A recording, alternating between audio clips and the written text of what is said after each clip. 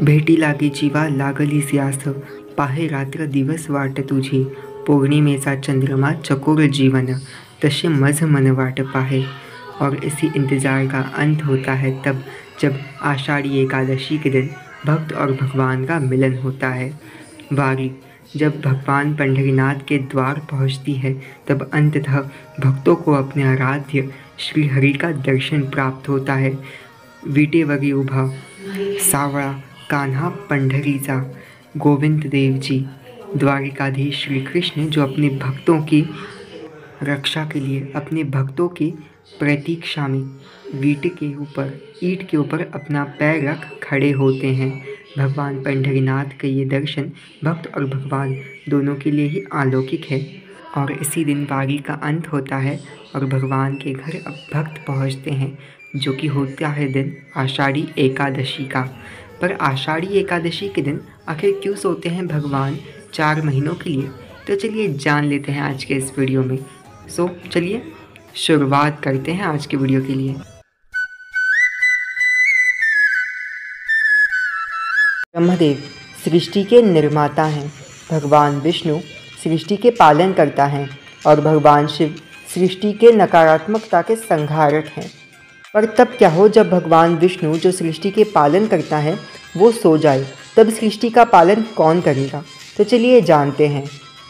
अक्सर हमने भगवान विष्णु की छवि को शेषशय्या के ऊपर सोते हुए और माता लक्ष्मी को उनके चरणों के निकट पाते हुए देखा है।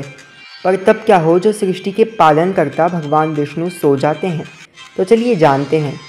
प्रत्येक वर्ष आषाढ़ी एकादशी देवशयनी एकादशी के दिन भगवान विष्णु योग निद्रा में सो जाते हैं और तब सृष्टि के पालनहार कौन बनते हैं?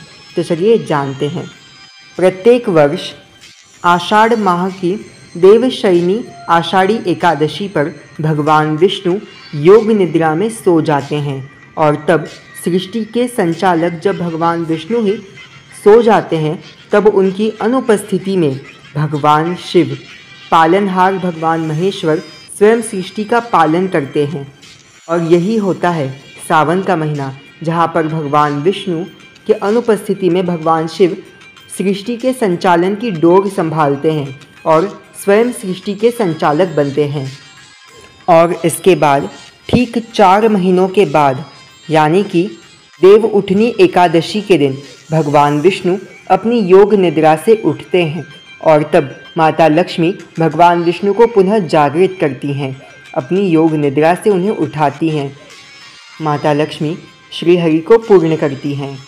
और इन 4 महीनों में जहाँ पर देवशयनी एकादशी से लेकर देव उठनी एकादशी तक भगवान महादेव स्वयं सृष्टि के पालनहार बनते हैं और सृष्टि के पालनकर्ता बनकर सृष्टि का पालन करते हैं। और आखिर क्यों भगवान विष्णु योग निद्रा में सोते हैं?